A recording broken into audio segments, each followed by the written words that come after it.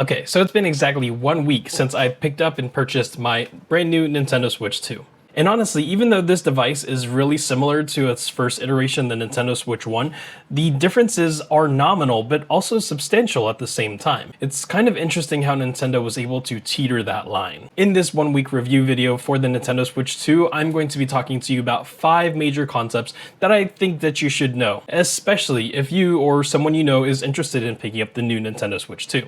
The 5 topics are going to be the pricing of the Nintendo Switch 2, both the console as well as the bundle, as well as the game cards and or the game key cards. We'll talk about the design, such as the Joy-Cons and the feel and ergonomics of it. In the spirit of design, we'll talk about the 7.9-inch LCD screen.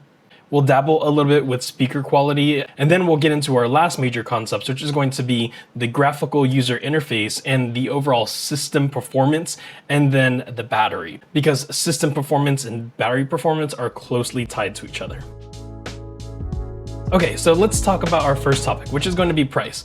In the day and age where in 2025 there are these tariff wars, and then there's kind of like supply shortages still, and then just the economy is just kind of whack and all over the place, not just for the United States, but literally everywhere in the world, the economy is struggling. And so Nintendo recognized that. And I had to say thanks to Nintendo for that, because of the fact that the original Nintendo Switch released for, I think, $249 back in 2016 or 2017.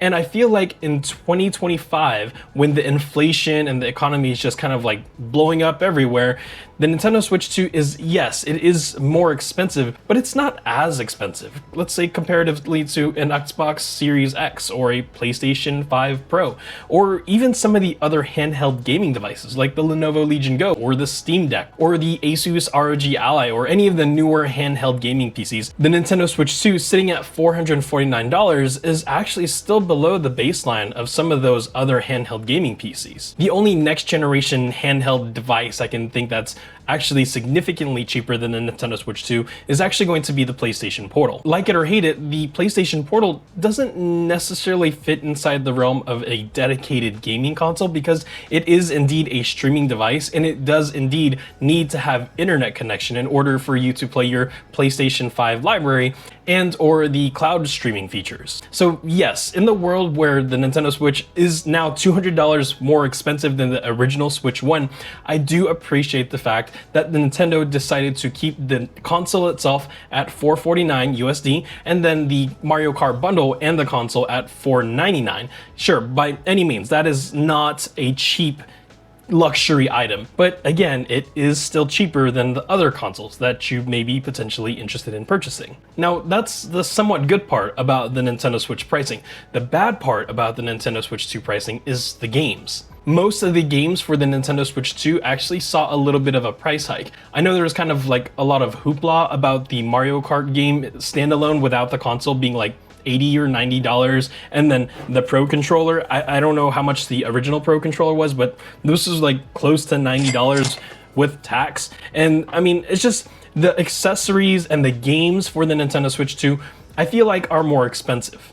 And then to add insult to injury there is the fact that the Nintendo Switch 2 games is, sure, you can get a plastic cartridge, but that doesn't necessarily mean that you have a game on that cartridge, in the sense that you have a game key card, meaning that you basically have a little plastic placeholder in your Nintendo Switch 2, and in order for you to play that particular game, you would have had to have downloaded the game, even if you have the actual game key card. That's where I feel like Nintendo's pricing and kind of Nintendo's vision statement for pricing kind of goes like all over the place. And that's because the console itself is competitive. The pricing is competitive, but the games, it's not quite as competitive. And now I know I already mentioned that the economy is just kind of like everywhere, but Nintendo, seriously, please, if you're going to be increasing the prices and you're expecting us to continue to buy these game cartridges, give us the actual game on the cartridge, not a game key card. It's not the fact that I'm against the game key cards, it's more so the fact that I'm buying a digital game. This little plastic cartridge is one, killing the world, but it's also two, it's not cheaper by any means. In fact, it's almost even more expensive. And I feel like that's like super slimy and just not fair to the consumer base. So at a grand scheme of things, I am very grateful that Nintendo decided to keep the Nintendo Switch 2 as a more competitive console in terms of pricing, because they kept it under that $500 marker. But some of the games, as well as some of the accessories, they're kind of pricey. So for the unboxing experience, I found kind of like the typical things you saw in the Nintendo Switch 1 or the Switch OLED. And so obviously you get the console in and of itself, and then you also get like this Joy-Con controller hub thing, and then you get the docking station like this, and then you get the wires respectful to the docking station, HDMI wires and whatnot. And that's pretty much it. It's interesting how Nintendo made significant changes to make the Switch 2 stand out, but also keep so much of like the original design language from the Switch 1, which we loved for the last 8 years, and they just kind of like married the two. We have a system that is familiar, a system where a brand new player or gamer doesn't have a steep learning curve, a system that could be both portable and stationary and traditional at the same time, and a system that arguably is the most innovative. So if you picked up the Nintendo Switch 1 in the last 8 years, and then you randomly picked up your brother's Nintendo Switch 2, well, it's mostly the same. I mean, the thing is like, again, Nintendo changed the design language of the Nintendo Switch 2 significantly, but not too dramatically that someone who's never held a Switch wouldn't know how to use it. I mean, the biggest differences in terms of design is going to be the size, and then also the fact that the Nintendo Switch Joy-Cons no longer have a sliding mechanism for their Joy-Cons. They now have this button right here, which is going to be attaching the Joy-Cons magnetically, which in my personal opinion, I feel like the magnetic Joy-Cons are so much more convenient than using the rail system. I remember playing on the Switch 1 and I would kind of like finagle it sometimes of like, oh, finally. But not with the Switch 2. The Switch 2 and the Joy-Cons, I mean, I could close my eyes. Here, look, my eyes are closed and I'm going to attach it and boom. There you go, my eyes are open. My Switch is there. Now, with that, because let's just, for kicks and giggles, you can, for whatever reason, close your eyes, flip the Joy-Con backwards, and then actually still attach it. That's gonna make speedrunning the Tears of the Kingdom really difficult if you're playing like this, because, yeah. But in terms of the Joy-Cons feel really, really good. Even though they are magnetic, these things do not come off. They wiggle a little bit, which I'm okay with, because the fact that they wiggle means that there's a little bit of give, so that way they're not easily breakable. But if you're just going to pull on the Joy-Cons in and of itself like this without pressing the little magnetic release button, it doesn't go anywhere. I mean, you really have to like pull on it in order for the Joy-Con to pop off. So here's an example of this. Here's the magnetic release button for the Joy-Con, the left one specifically. I'm not gonna press on this, but I will show you just kind of the oomph that I'm going to have to put behind for the Joy-Con to be ripped apart or to be ripped off the console, okay? So here we go. Yeah, it takes a lot of oomph. So here's another one. This time we're actually going to press the release buttons here. So here, see how simple that is versus if you were going to pull it off. So here again, we're gonna pull it off.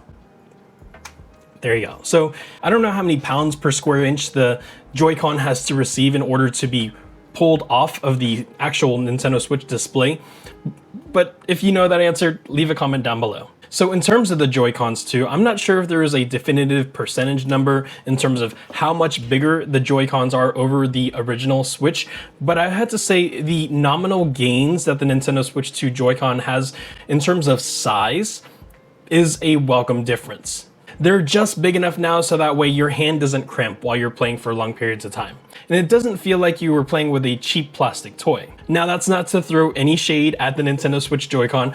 For its time, the Nintendo Switch Joy-Con did an amazing job, but the Nintendo Switch 2 Joy-Con, while it still maintains its small form factor, it actually is a large step in the right direction. In terms of it being better, the buttons are better, the thumbsticks are better, the clickiness is better, the bumper and trigger buttons feel better. It just feels overall better. Now, the one thing that is interesting to me is the fact that these SL and SR buttons on the kind of blue portion here, they are actually really well spaced out, and even though they're small, they are easier to actually press comparatively to the original Switch ones, SL and SR button. The buttonology of the Joy-Cons remain largely the same. Again, you kind of get your D-pad, your thumbsticks, and then the one thing that did change is going to be the fact that on the right Joy-Con, the orange one, you now have this kind of chat button here. Now, I guess this is a little bit embarrassing to admit, but I don't have too many friends. And then also, for the friends I do have, they're not playing the Nintendo Switch 2.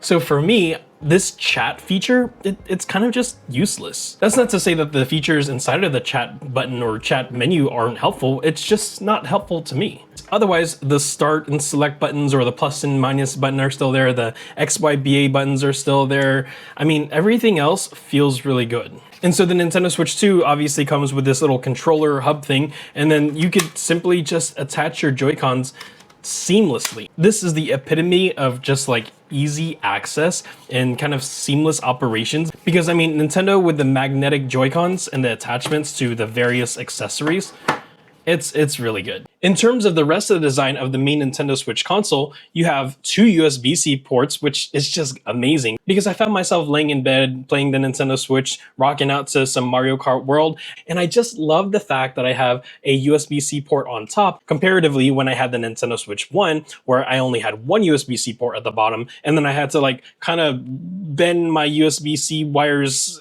On the back side of the Nintendo Switch, I was actually very skeptical about this kickstand because on the original Switch, you had this kind of janky one-leg kickstand. It was horrible. If you know what I'm talking about, make sure you leave a comment down below. And then the Switch OLED came out, which is basically going to be like a panel of a kickstand behind the Switch. And then Nintendo then gives us this thing right here.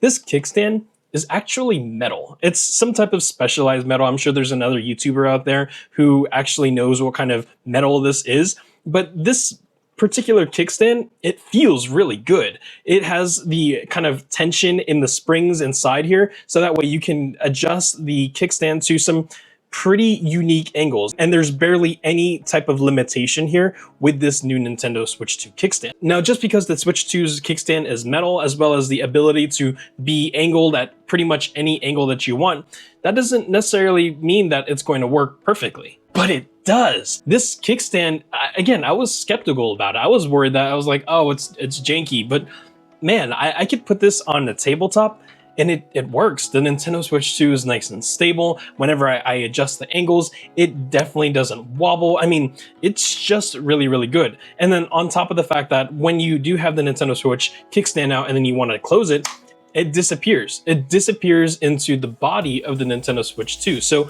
it really makes for the back end of the Nintendo Switch 2 to be really sleek and really, really streamlined. Underneath the kickstand is going to be the external memory section. So as you kick the kickstand up, you can see this little red section right here. This is going to be another expensive accessory, which is going to be the brand new micro SD Express card. And so I want to put a full disclosure out there and say that if you have a regular micro SD card and you're trying to use it on your Nintendo Switch 2, it's not going to work. At least it's not going to perform. And that's going to stand true even if you have a first party micro SD card from Nintendo that you used with your original Nintendo Switch 1.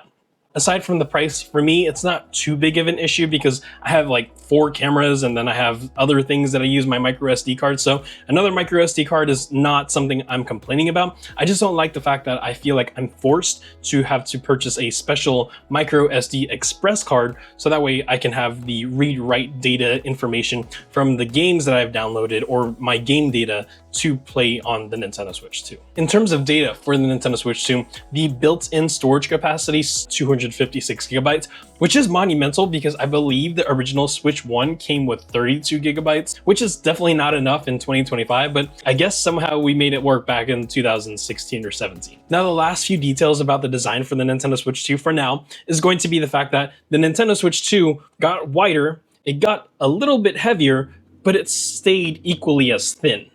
But when you actually have the Nintendo Switch in your hands, it feels like a really high quality premium device. You can actually have this in your hand, and the ergonomics of the Joy-Cons and just the weight of it all, it feels really good. Super premium plastic all around, except for obviously the screen and the kickstand. But if you actually look closely, now I'm not sure if the camera is going to pick this up, but these Joy-Cons actually have like a little bit of a sparkle on them. I'm going to try to capture the kind of like the speckled sparkle on the Joy-Cons in B-roll, but you actually don't really notice that the Joy-Cons have some type of more intricate details built in. Now, moving away from the topic of the Joy-Cons, the design of the Nintendo Switch again is very similar, but now we have a 7.9-inch LCD display. And so, yes, I know it's LCD, and why isn't it an OLED or whatever?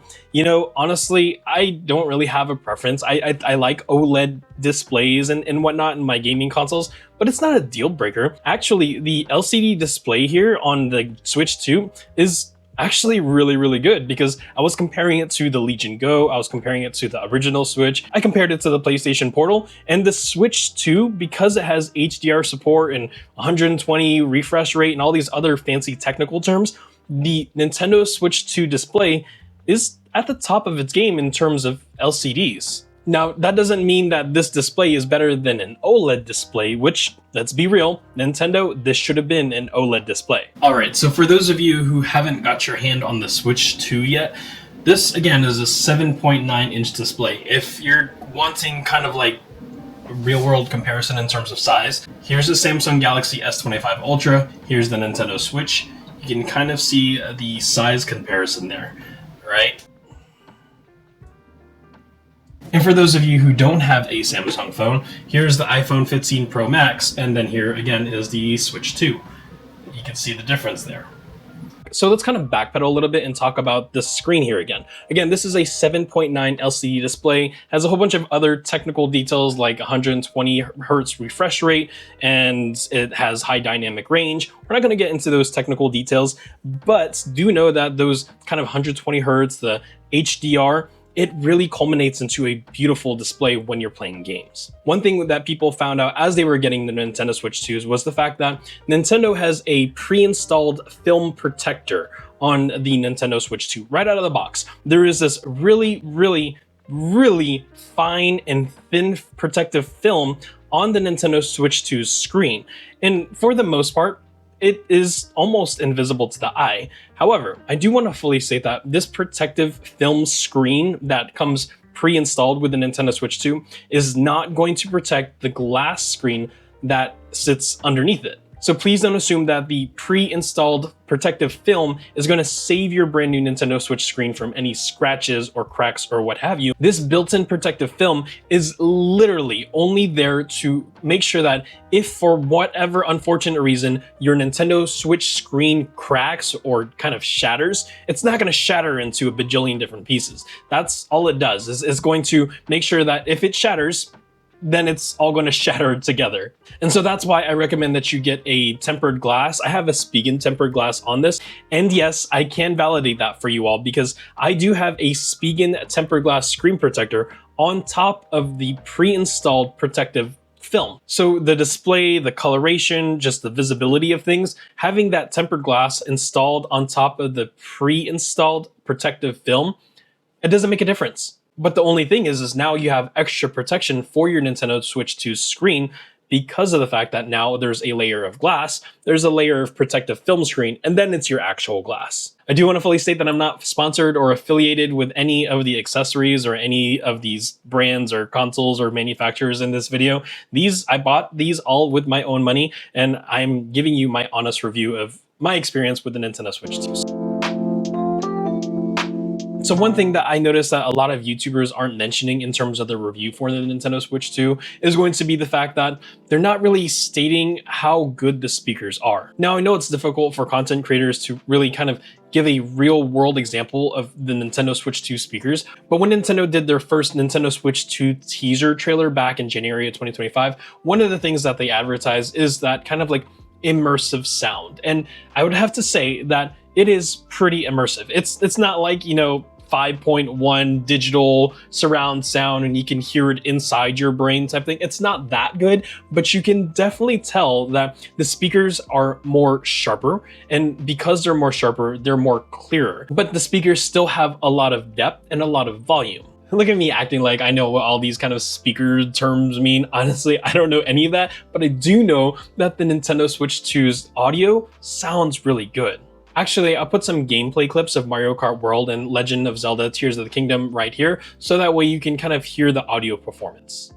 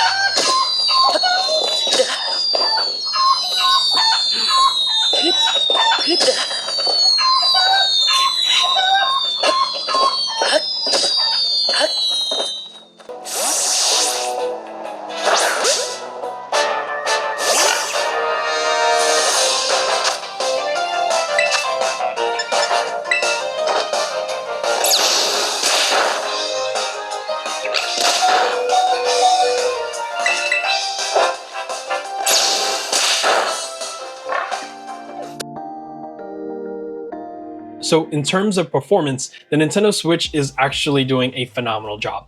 Yeah, there's not quite a lot of games out there right now that are really pushing the system to its limits. There are games out there that launch with the Nintendo Switch 2 like Cyberpunk or Hitman World of Assassination that are kind of showing the aptitude of what the Nintendo Switch 2 is capable of. And so the performance of the Nintendo Switch 2 kind of has to be broken down into two different categories. Because the Nintendo Switch 2 can be played in a portable handheld gaming device, or it could be a traditional stationary console as well.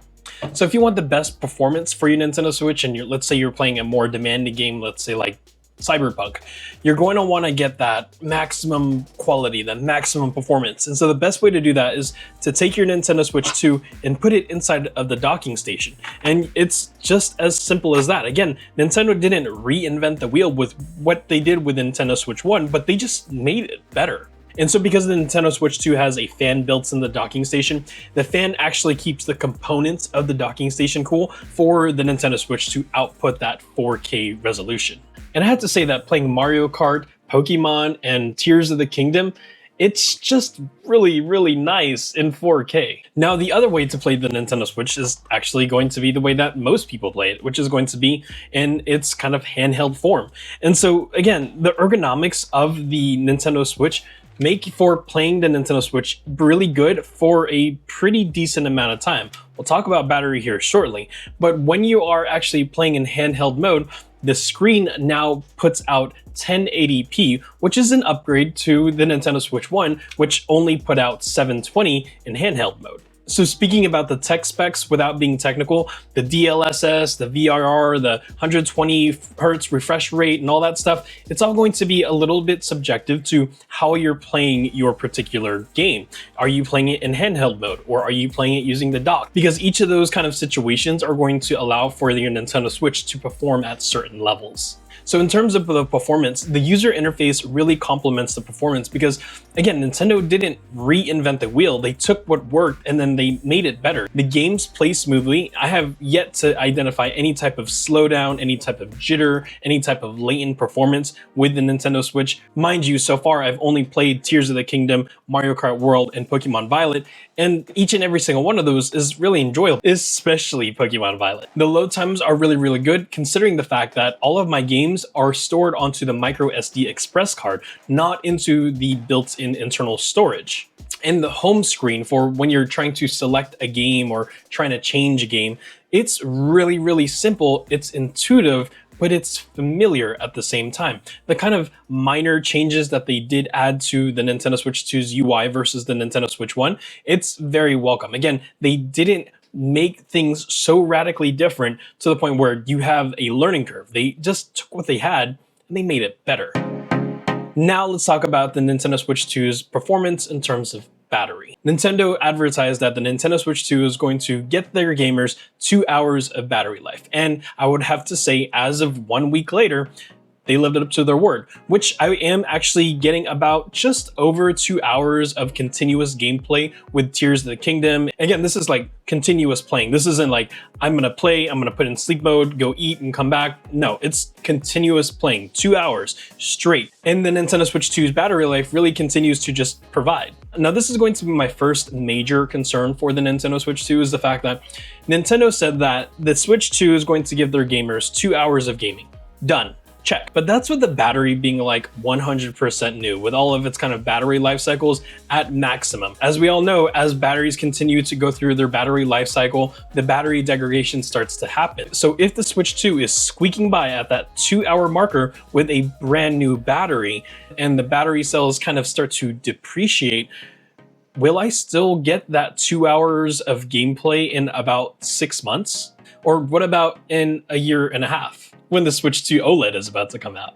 Just kidding. But seriously, with a brand new battery, I am happy that Nintendo did live up to their word and they say, oh yeah, the Switch 2 is going to get you 2 hours.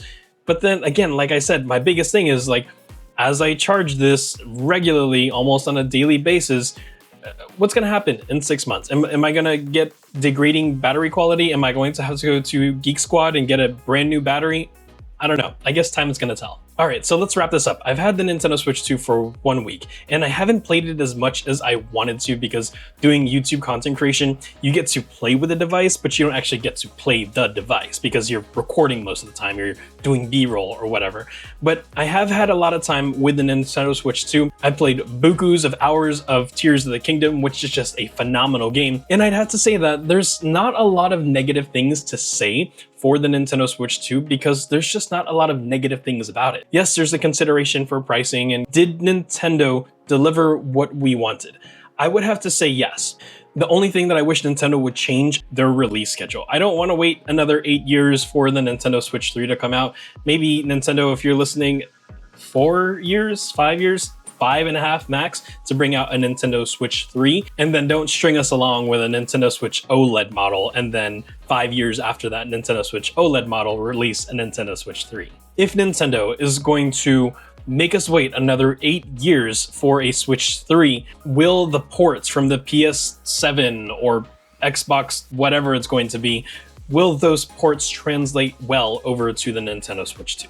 Where the ports for the Nintendo Switch 1 games had like super degraded performance or quality, because the ported game had to undergo significant changes just to be able to run on the Switch 1. I'm hoping that Nintendo implanted like miniature Pikachus inside of the Nintendo Switch 2s, so that way they can continue to supercharge or thunderbolt the Nintendo Switch's performance, because as time goes on, I don't want to see this Nintendo Switch kind of fall into the bucket where the Nintendo Switch 1 fell into.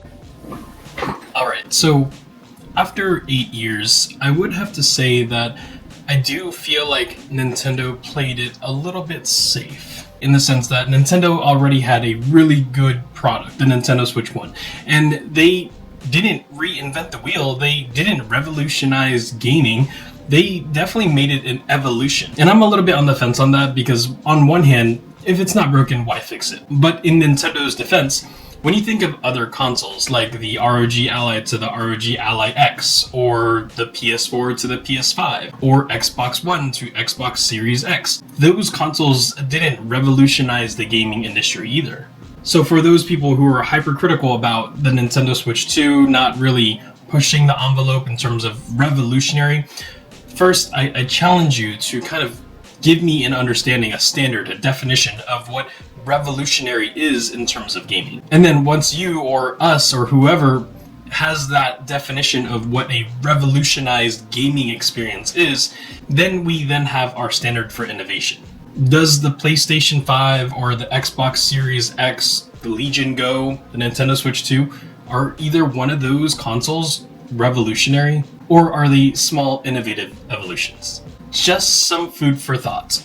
All right, again, so this is 1 week into having owned the Nintendo Switch 2. I will be doing a 1 month review and then a follow-up review probably every quarter, just to kind of give some insights to how the Nintendo Switch 2 is holding up as time goes on.